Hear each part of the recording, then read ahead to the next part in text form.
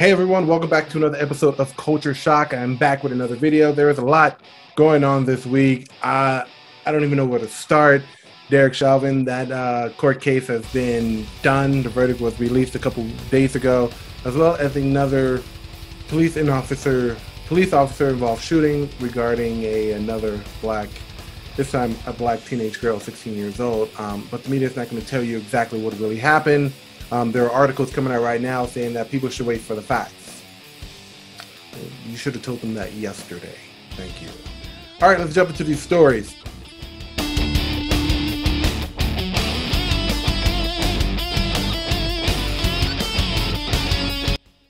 I'm Will at Heroic Studios, guys. If this is your first time to my channel, please like and subscribe, guys. I'm trying to give you guys as much information as possible, and maybe this video might be a little longer than normal, maybe it won't be, but we're going to go over the Derek Chauvin trial and the verdict that the jury gave, as well as another police officer related shooting, and as well as another incident involving two black teenagers that the media probably won't tell you about because it does not involve a police officer. So I'm about to debunk a lot of stuff regarding this shooting, and I'm going to go over some of the verdict trials that the jury went over. And okay, I'm just going to be for real with you guys. I try to be as objective as possible.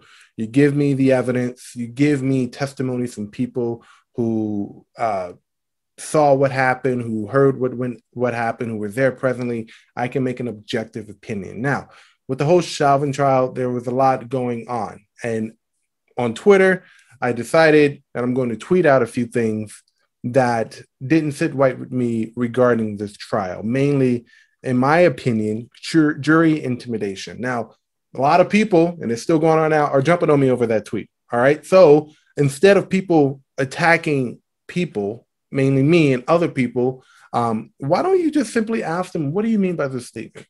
What do you mean jury intimidation? What do you mean?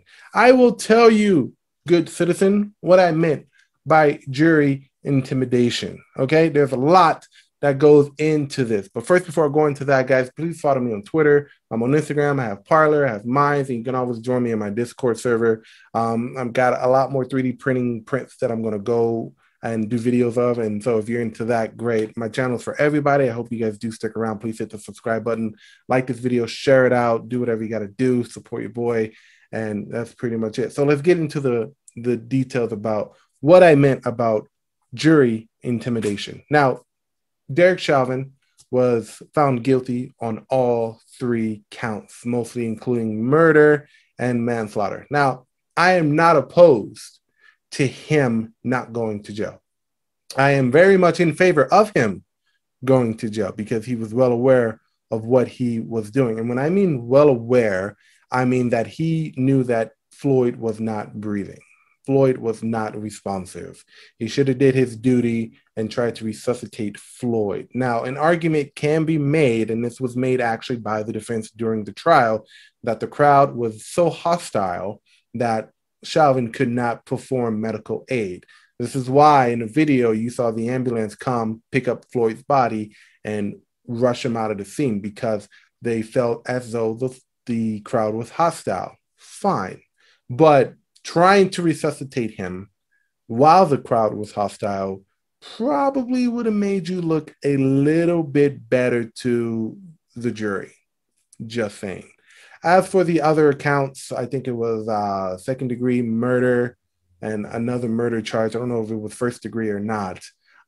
He was found guilty on those charges too. Now, I just want to point out one very important thing, in that all last year, the reason why cities burned was because people were told that this was an act of racism, that Derek Chauvin was a vicious racist and killed George Floyd because he was black. Now, I want to point out, and I watched the coverage of this trial, the prosecutor did not at any point provide any type of evidence that would suggest Chauvin was a racist. But you see, you don't need to do that. You don't need to do that, because the left is just going to say Chauvin was a product of white supremacy because the system is white supremacy, and because he's a part of that system, he's white supremacy, therefore a racist. So I don't think that was the plan in proving he was racist. I think now people are just going to be guessing or saying that the racism within the system is implied because you're a part of the system, ergo you're racist. And it doesn't make any sense. It's a lot of mental gymnastics to go through. Don't try and do it. You might give yourself an aneurysm. Okay. Now, he was found guilty in all three charges. This is what I mean by jury intimidation. Okay. Number one, any high profile case like this, something that has been the backbone of American politics for the last year primarily, should not have been held in Minneapolis, period. Any high profile case, the trial should not happen within the city in which that crime occurred. Why? Because there's a lot of biases there. There's a lot of, God, what's the word I'm looking for? I'm missing the word here. There's a lot of biases here, and there's a lot of conflicting interests here, okay? So you're going to have a jury who's from that city. You're going to have people who live within a community. You're going to have people who are either against the prosecution and defense, or you're going to have people who are for the prosecution and the defense. You're not going to get a less than biased jury who are going to do this. In fact, I think they went through a few hundred people in order to get the jury that they settled on, because a few hundred people were either seen to be too biased or more biased in one direction, either for Chauvin not being guilty or for Floyd not being guilty. Now, again, this needed to be a fair trial. Presumption of innocence until proven guilty, right? The evidence was there, okay? Now, I don't personally believe that Chauvin killed Floyd as a result of American white supremacy or whatever it is you want to say. I don't think he murdered Floyd out of spite or any maliciousness. What I do believe is that there was a manslaughter incident that happened here, and Chauvin should have gone to jail on that. But here's what I mean. You have a jury who live within the city who were personally, probably financially affected by this outcome. So if you're on the jury of this trial, right, and there's crowds gathering outside of the courthouse, you have politicians coming out saying we need a guilty verdict, otherwise we're going to allow Black Lives Matter or whatever to burn down the city, okay? What do you think those juries are going to do? Those jurors are going to probably go with their gut and protect their livelihood and just say guilty. Look, I don't want my business burned down. I don't want the lives of my family taken. I don't want the lives of my family put in danger. I don't want any of that stuff. You know, it's very, very hard to do that. And you have Maxine Waters, who was flown into Minneapolis the night before the verdict was given, and said this. We're looking for a guilty verdict. We're looking for a guilty verdict, and we're looking to see if all of the talk that took place and has been taking place after they saw what happened to George Floyd, if nothing does not happen, then we know that we've got to not only stay in the street, but we've got to fight for justice. But I am very hopeful, and I hope that we're going to get a verdict that will say guilty, guilty, guilty. It is very crucial that you understand that outside forces, especially political leaders, have influence over our courts now. Social justice groups have an influence over our courts now. So personally, I can't blame the jurors. I can't blame the jurors for what they decided to charge or decided to come to in terms of a verdict for Chauvin. I can't. I mean, you had a lot of outside influencers, and then now this coming to light, and I haven't really found any proof of this, but it wouldn't surprise me if it was true. But now they're saying that a lot of the jurors, the personal information was compromised, meaning that if the jury did not come with a 3-by-3 verdict of guilty for all three charges, their personal information would have been hacked or leaked, and they would have been doxxed.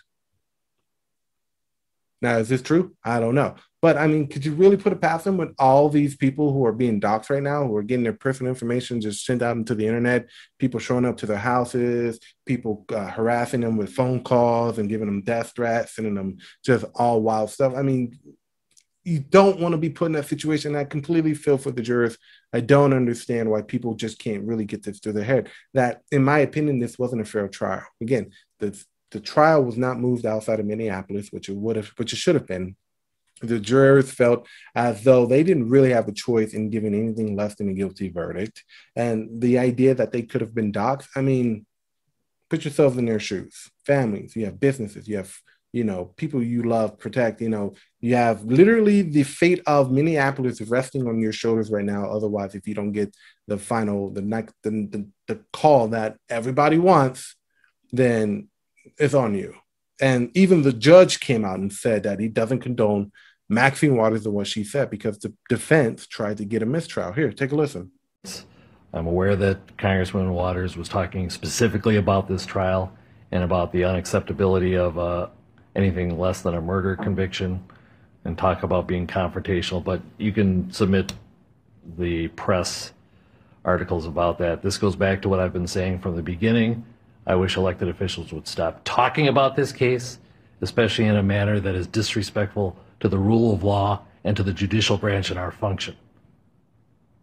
I think if they want to give their opinions, they should do so in a respectful and in a manner that is consistent with their oath to the Constitution, to respect a co-equal branch of government. Their failure to do so, I think, is abhorrent, but I don't think it has prejudiced us with additional material that would prejudice this jury. They have been told not to watch the news. I trust they are following those instructions and that there is not in any way a prejudice to the defendant beyond the articles that we're talking specifically about the facts of this case. A congresswoman's opinion really doesn't matter a whole lot. It's very interesting when you see these things. And to say that the jury was not intimidated by these outside forces is complete and utter just backwards in my head. Of course they were. They didn't move the trial not once. They didn't even consider it. They said, we're going to make it in Minneapolis, which doesn't make sense to me. When OJ had his trial, they moved that out of LA. I don't know where they moved it to, but they moved it from which the city in which the crime occurred. I'm not necessarily sure if that was LA or not, but, different story for a different time. But that's my 2 cents about it. Look, I think Chauvin should go to jail. I don't think anybody should get away with that kind of treatment of a civilian, especially if you're wearing the badge. But to ignore the evidence and suggest it was murder, despite it not being murder, even some of the experts that they brought up from the prosecution even suggested that the level of fentanyl that Floyd had in his system was enough to kill a horse, that he had no damage to his carotid artery, that his blood saturation was above 98%, like he wasn't suffocating, he had a heart condition, 75% of arterial blockage there. There was a lot to take in, but he did not die because Chauvin was on his back. He died because Chauvin neglected to provide him with aid when he should have known that Floyd was not breathing. I think that's a very objective way to look at it. And that's just my opinion. You can agree, you can disagree. It's entirely up to you. But the trial is over. There's nothing you can really do about it. Chauvin's going to jail. Hey, there's no need to protest. But, people are going to protest anyway because that's what they do. I mean, it wasn't really about the trial. It was about having an excuse to go out and protest about something that is already done. Now they're saying, oh, this is accountability. It's not justice. What the fuck do you want, people? Literally, what do you want? What do you want? I'm here. I'm all ears. Tell me what you want, because I don't understand what you want. Dude went to jail. He's in there probably for the rest of his life, and you guys are still protesting. But I'm just a YouTuber with a silly shirt and a hat and a pair of headphones and a microphone. But what do I know? But now that kind of takes us into our next story, because it sounds like a lot of the stuff is just happening coincidentally. It doesn't make sense in my head why all of these shootings keep happening. It makes me feel as though these are being planned to some sort of extent, because, shootings happen every day. According to FBI statistics, a lot of intraracial crimes happen, meaning crimes within the race itself. More black people killing black people, white people killing white people killing white people, et cetera, et cetera. That's what it is. But the shootings only take precedent whenever there is a person with a badge and a civilian, primarily one of African-American descent. Now, we've had 3 shootings in the last, 2 weeks, Dante Wright, Adam Toledo, and now this new girl, Ma'Khia Bryant, who was actually shot yesterday in Cincinnati, Ohio. Now, for all intensive purposes, the footage I'm about to show you is graphic, so please, viewer discretion is advised. Go.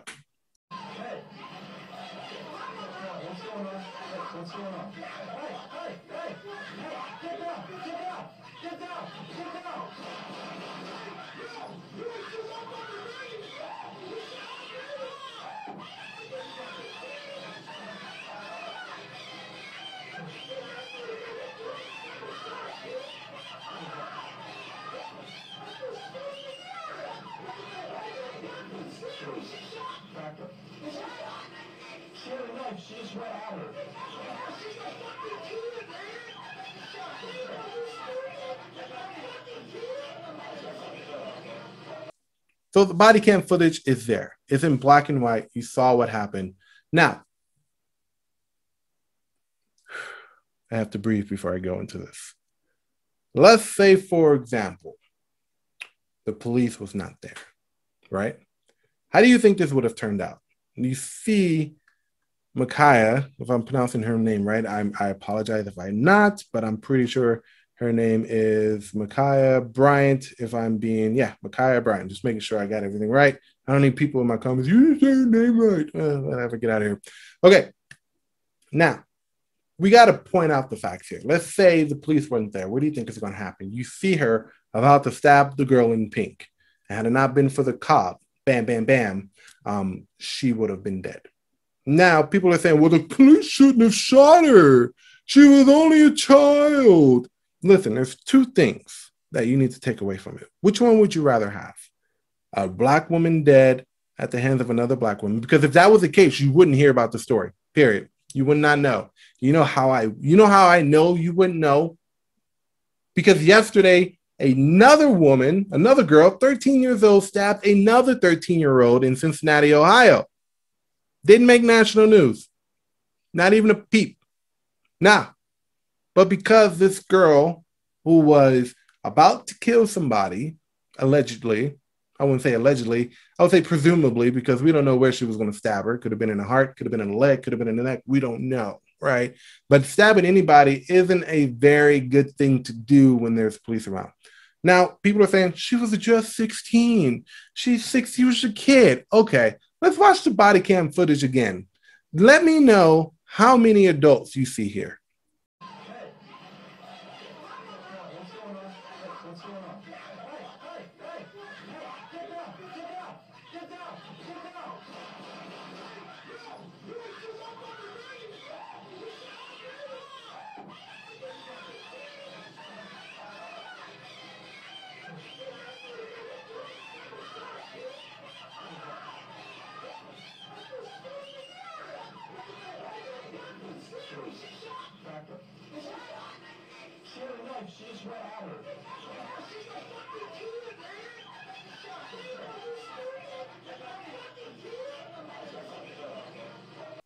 I think I counted about a good 3 adults standing around.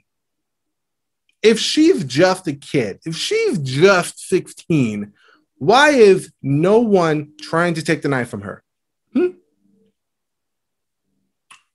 I've been trying to figure this question out all day. No one on Twitter can give me an answer. If she's just a child, who allowed this child to grab a knife and assault 2 people? That's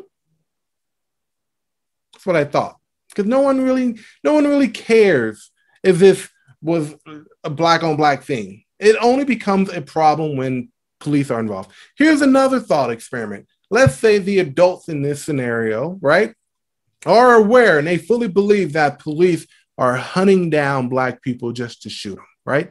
Because, police just don't arrive on the scene, right? They have to be called. They're not in hunting mode. They're not going around with their rifles and guns in hand looking for a black person to shoot. No, whenever there's an incident, somebody calls the police. That's what causes the police to arrive on the scene. Now, let's say, for example, again, going back to the thought experiment, I won't say black people, the adult there are understanding that, if the police showed up, they might kill us. Okay, well, this cop showed up. No one thought to have been like, we need to get the knife out of this girl's hands because she might get shot by the police. No, but if you believe the narrative and you see a cop kind of show up, you would want to kind of take precautions into not allowing that to happen. if you fully believe the narrative that police are killing Black people in America, i.e., hunting them, right? That would make sense. That would make an absolute ton of sense. But see, no one is pointing out the real question here. Where was this girl's parents? Where were her mother and father? She's 16. I keep on hearing, oh, she's a kid. She's 16. Okay, well, where were the parents? Who called the police? To my knowledge, they're saying that this girl called the police. All right. So just to sort of kind of clear the air on everybody thinking that police kills Black people as some type of pastime sport, let me read you the statistics from the Department of Justice. All right. Here, number of people shot to death by the police in the United States from 2017 to 2021 by race. And you can see the chart on the screen. We can go to 2021. I wouldn't say it's very, very accurate because we are barely less than halfway through. But if you really want to just have shits and giggles, this year alone, 30 Black people have been shot by the police. You know who takes number one spot? White people. Let's go to, I don't know, 2018. 209 Black people shot by the police, shot to death by the police. White people, 399 people. That's almost about half. Half more white people are shot by the police than they are Black people. 2017, 223 Black people shot by the police. White people, 457. 2019, 235 Black people shot by the police, 370 white people shot by the police.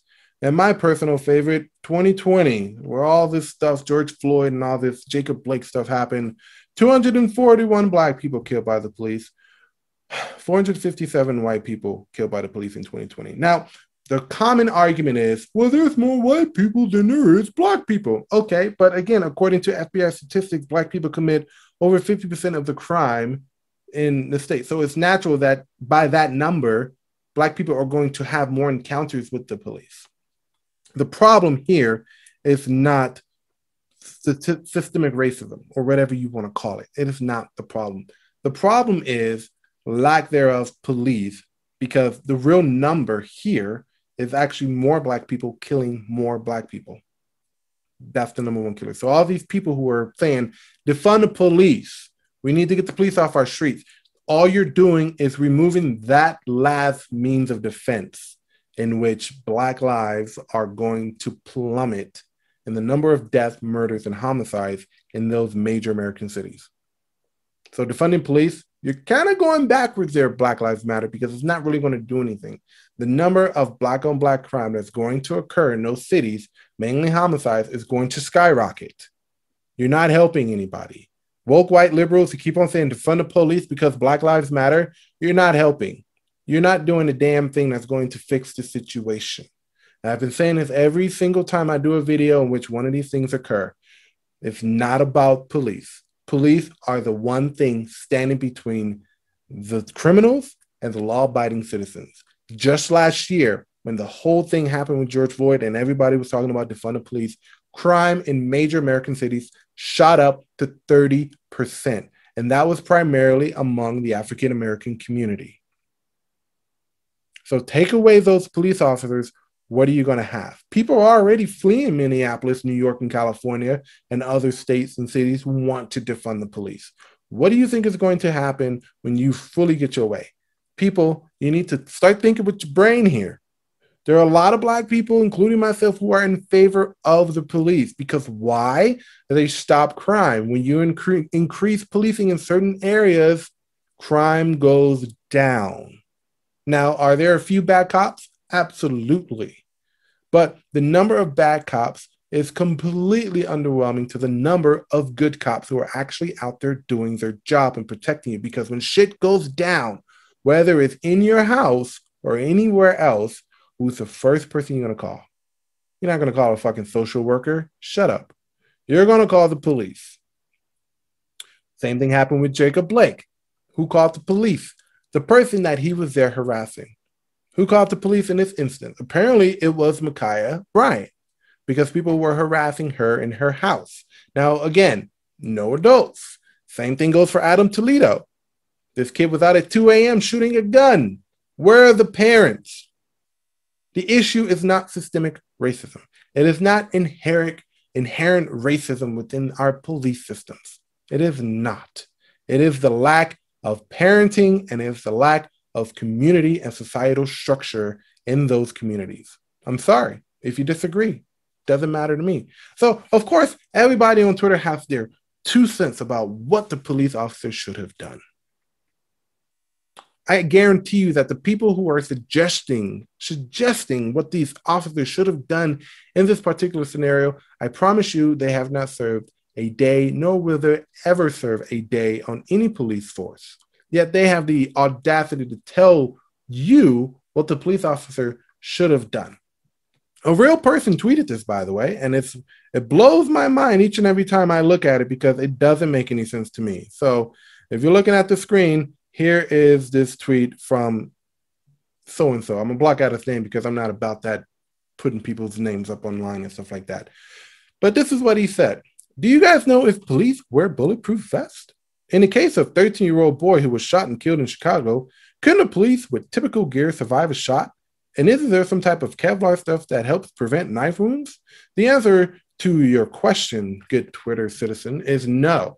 Now, people are saying, well, they should wear bulletproof vests, which means if the culprit shoots them, the police would be alive. But see, the culprit doesn't wear bulletproof vests, therefore the officer doesn't have the right to shoot the culprit.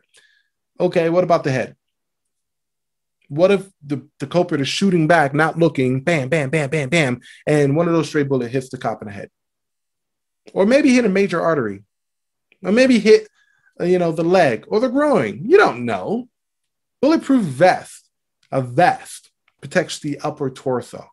And even then, it is only designed to not even absorb the impact. You're still going to feel it, which could cause internal damage to your body. But this is what people think. And the bulletproof vest is not designed to protect against certain weapons, certain bullets, mainly a hollow point. Go right through that.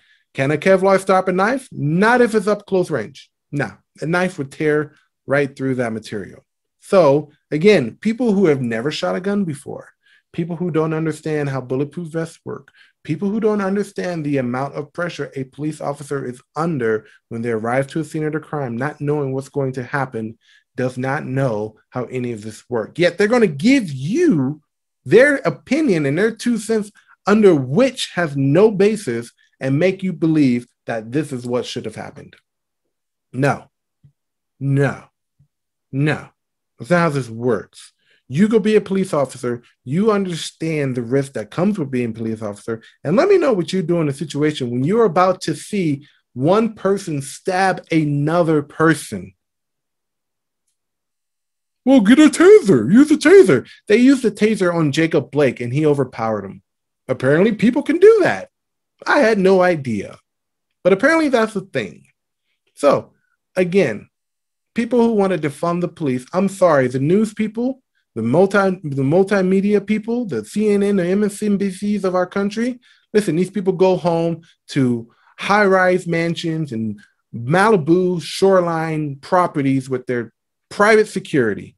These people are not worried about defunding the police because they have their private security. You know who that's going to affect? Average, everyday citizens like you and me. Simple as that. So the mainstream media, back off, because none of this is going to affect you in any way, shape, or form. So here's another part of the body cam that no one really saw. There was another, I guess, from across the street, someone had their security system on their house showing what went down. Okay, so you kind of get more of a widescreen kind of view of this. So here, take a look at it and let me know what you think.